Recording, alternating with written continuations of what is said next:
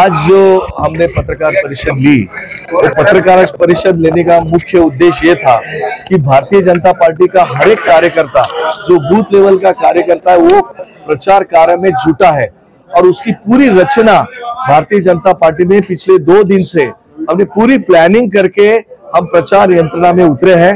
और हम हर वार्ड में, हर गली में ऐसा एक भी घर नहीं होगा जहां हम पहुंच नहीं पाएंगे। हर घर में हम पहुंचने वाले हैं और माननीय नरेंद्र मोदी साहब को अब वोट दो, ऐसा हम अपील करने वाले हैं। और ये वोट अपने माननीय पालक मंत्री भुमरे साहब को वोट, बोले तो नरेंद्र मोदी को वोट, ऐसा हम प्रचार करने वाले हैं। और इस माध्यम से भाजपा की पूरी रचना हुई है। अलग अलग जो हमारे मोर्चा आघाड़ी प्रकोष्ठ है, उसके हम सम्मेलन लेने वाले हैं और ये सम्मेलन आने वाले 3-4 दिन में लगभग 17 सम्मेलन ऐसे इस प्रकार के हम लेने जा रहे हैं।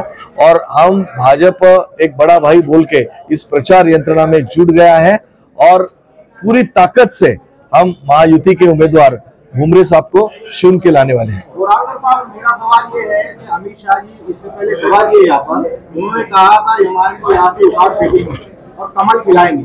यहाँ तो कमल ही नजर नहीं आ रहा है, वो आह्वान दे रहे हैं आपको। ये तो आपने से एमआईएम को उखाड़ फेंकेंगे, ये तो सच है। हमारी लड़ाई एमआईएम से ही है और हम एमआईएम को ही निकाल के ये इस जिले से हम हद पार करने वाले हैं। और इसके लिए अमित भाई ने सही बोला है, एमआईएम को इस टाइम हम चुन के नहीं देंगे और एमआईएम ही पीछे रहेगा। और महायुति का उम्मीदवार जो है संदीपान भुमरे, कमल हो या धनुष्य बाण हो या घड़ियाल हो, ये जो भी चुन के आएगा ये मोदी साहब को ही वोट डालेगा। इस माध्यम से उन्होंने ये वक्तव्य किया। अभी तक के 2 दफे में चुनाव हो चुके हैं, परसेंटेज डाउन होता जा रहा है, वोटर बाहर नहीं निकल रहा है, उत्साह और जोश नजर नहीं आ रहा है। क्या बीजेपी का वोटर जो है घर में बैठा हुआ है? नहीं, ये बिल्कुल सही नहीं है। पिछले टाइम 2019 में जितना वोटिंग परसेंटेज था लगभग उतना ही हुआ है। हमारी अपेक्षा थी यह 2-3% और बढ़े, बट कुछ जगह बढ़ा है, कुछ जगह उतना ही मेंटेन रहा है। अभी ये आप देख रहे कि धूप इतनी बड़ी है, बाहर 42 डिग्री टेम्परेचर है, कहीं जगह 43 है। अब विदर्भ में जाओगे तो 44 डिग्री टेम्परेचर है। इतने डिग्री टेम्परेचर में जो बूढ़े और जो बीमार लोग हैं वो वोटिंग को नहीं निकलते हैं, इसके लिए वोटिंग परसेंटेज कम हुआ है। बट हम इस शहर में हम कोशिश कर रहे हैं कि वोटिंग परसेंटेज कैसा बढ़े। इसके लिए हमने एक क्या बोलते हैं उसको, एक हम पथनाट्य जो है हम कर रहे हैं, पथनाट्य, वो भी हम सब में अवेयरनेस कर रहे हैं। तो मोदी जी के भाषण में जो है हिंदू और मुस्लिम का उल्लेख किया जा रहा है, आपको क्या लगता है? बोले तो हिंदू और मुस्लिम पे इस पे भाषण कर रहे हैं। नहीं, हिंदू और मुस्लिम पे कर रहे, मैं नहीं समझा, कुछ रेफरेंस होगा। मंगलसूत्र का एक बयान आया था नहीं, क्योंकि जिस तरीके से कांग्रेस कुछ समुदाय का अपीजमेंट करता है, इसके लिए वो बोल रहे हैं। हम इसलिए उनको कॉन्ट्राडिक्ट कर रहे हैं क्योंकि सब मुस्लिम समाज वैसा नहीं है। ये कांग्रेस मुस्लिम समाज को बांट रहा है। हम तो बोल रहे हैं कि सब समाज एक होना चाहिए, बट कांग्रेस मुस्लिम समाज को अलग थलग करने में लगा, ऐसा मुझे लगता है।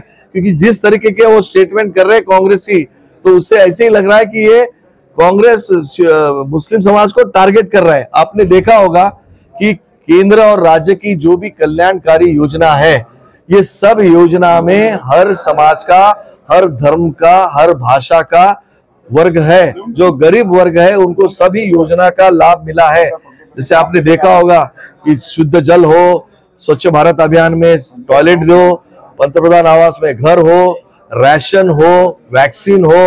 उन्होंने ऐसा नहीं कहा कि मुस्लिम समाज को नहीं दो, हिंदू को ही दो। मोदी जी ने तो हर समाज को भलाई का काम किया है और 80 करोड़ जनता को दिया है। 80 करोड़ जनता को वो जो क्या बोलते हैं उसको, फूड अनाज दिया है और वैक्सीन 220 करोड़ लोगों को दिया है। उसने उन्होंने देखा नहीं ये कौन से समाज का है। कांग्रेस एक ही है जो मुस्लिम समाज को अपीजमेंट करके उनको ये समाज से अलग थलग करने में लगा है।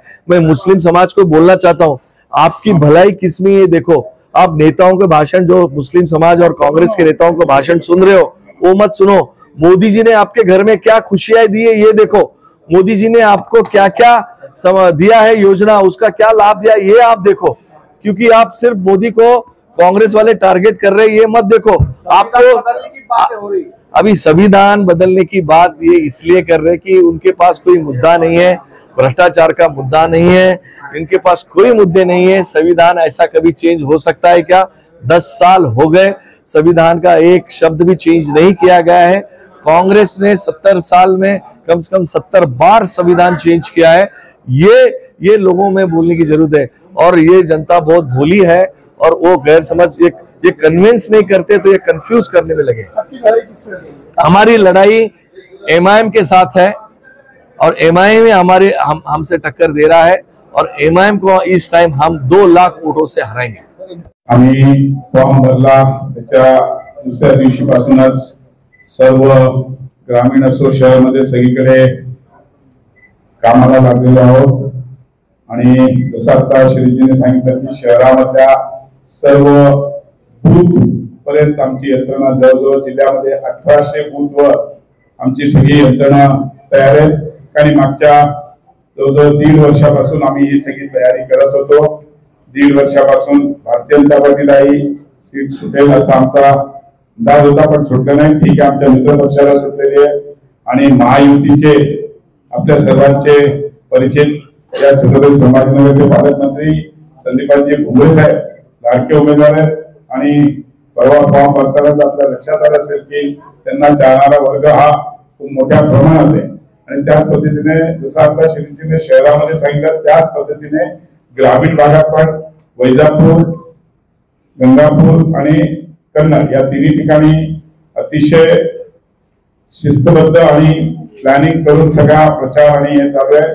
आज कन्नडला आमचे जिल्हा प्रमुख ग्रामीणचे, तसे शहरामध्ये शिरीषजी कोऑर्डिनेट करतात, तसंच ग्रामीण मध्ये संजय खंबाळते जे आहे ते तिन्ही याच्यात कोऑर्डिनेट करतात। त्याच्यात गंगापूरला आमचे आमदारच आहे, त्याच्यामुळे आमदार असल्यामुळे आमदार अतिशय प्लॅनिंग सहित सगळीकडे चालू आहे। उद्या गंगापूरला मुंबई साहेबांचा दौरा आहे, आज कन्नडला आहे, परवा त्यांचा वैजापूरला जातो।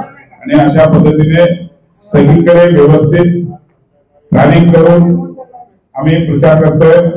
आणि या प्रचारामध्ये कुठल्याही प्रकारची म्हणजे हलगर्जीपणा काय असा केला नाहीये। काही जरा कसं असते, एखाद्या यंत्रणा लागायला थोडेसे 1-2 दिवस वेळ लागत असतो।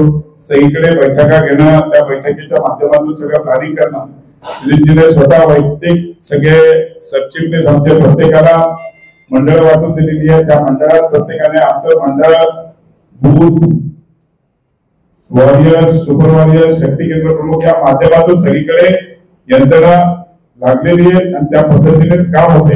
आणि पूर्ण 1800 बूथवर अतिशय नियोजनबद्ध काम आम्ही करतोय। शहरातही मी माझ्या मतदारसंघात फिरणारे, बाकीही दोन्ही मतदारसंघात पश्चिम आणि मध्यमध्ये फिरणारे, ग्रामीण भागामध्ये पण कन्नड, वैजापूर, गंगापूर सगळीकडे दौरा करणारे आमचे नेते आदरणीय डॉक्टर भागवती कराड साहेब हे पण प्रचाराला, कारण की त्यांनी पूर्ण हा जिल्हा पिंजून काढला होता आणि त्यांना कळा या पूर्ण जिल्ह्याची, या मतदारसंघाची माहिती आहे। त्याच्यामुळे ते पण पूर्ण मतदारसंघामध्ये व्यवस्थित फिरून, बाकी उमेदवार फिरणार आहेत, आमदार आहेत, आमचे 5 आमदार आहेत आणि 5 आमदार सगळे कामाला लागलेले आहेत। ते 5 आमदार म्हणजे संजय शिरसाट साहेब असतील, जयस्वाल साहेब असतील, गोरमारे साहेब असतील, आमचे प्रशांत बम असतील आणि मी स्वतः। त्याच्यामुळे आम्ही सगळेजण अतिशय जोमाने कामाला लागलेले। म्हणजे कोणी असा थोडस काय माहित नाही का असा गैरसमज आमच्याबद्दल पसरवला की आम्ही कामाला नाही लागलो, असं काही नाही। आम्ही व्यवस्थित कामाला लागलोय सगळेजण। आणि देवन पासून तसं असतं तर तुम्ही जर रॅली बघितली असेल तर त्या रॅलीमध्ये मोठी संख्या ही भाजपची होती, गमचे घालून झेंडे घेऊन सगळ्या बदलले। त्याच्यामुळे कुठल्याही प्रकारचं असं हे नाही। आम्ही सगळेजण आता जसं श्रीजीने सांगितलं अतिशय शिस्तबद्ध या सगळे मेळावे हे सगळे या पद्धतीने घेऊन येणार। जी भाजपची नेहमीची पद्धत आहे, हा उमेदवार महायुतीचा आहे, माननीय मोदीजींना पंतप्रधान करण्याकरता उमेदवार आहे। त्याच्यामुळे 100% या उमेदवाराच्या पाठीमागे भारतीय जनता पार्टी असेल, मनसे असेल, राष्ट्रवादी असेल, आरपीआय असेल, सगळे गट एकत्र, रसपा असेल, सगळेजण मिळून आम्ही नव्हता तर आम्ही कॅबिनेट मधून सॉफ्ट लोन म्हणून महापालिकेला आमचं सरकार देणार आहे आणि त्या माध्यमातून आमचा प्रयत्न आहे की काही करून या डिसेंबर पर्यंत ती योजना पूर्ण करायचा प्रयत्न. अहो त्यांनी केलं असेल तरी शिवसेना म्हणजे होते उभाटा कसं सांगेल हे सांगतील ना. उमेश ज्या दिवशी शहरात प्रवास करतील ते शहरात आमच्याबरोबर प्रवास करतील त्या दिवशी ते जाहीर करतील. पण पालकमंत्र्यांच्या मतदारसंघात असलेल्या संतपीठाला ना जागा आहे ना कर्मचारी आहेत ना अजून निधी भेटलाय. 4 वर्ष झाले संतपीठ सँक्शन होऊन सर. मला तिथे काही आयडिया नाही काही तपासून तुम्हाला विनोद पाटील यांच्यासोबत डझनभर तुमचे पदाधिकारी होते व्हिडिओ व्हायरल करायला.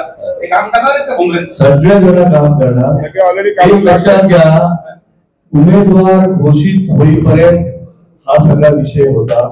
एकदा उमेदवार घोषित झाला, भारतीय जनता पार्टीची पद्धतच आहे उमेदवार कोणाला द्यावा काय द्यावा हा विषय फक्त उमेदवार घोषित होईपर्यंतचा आहे.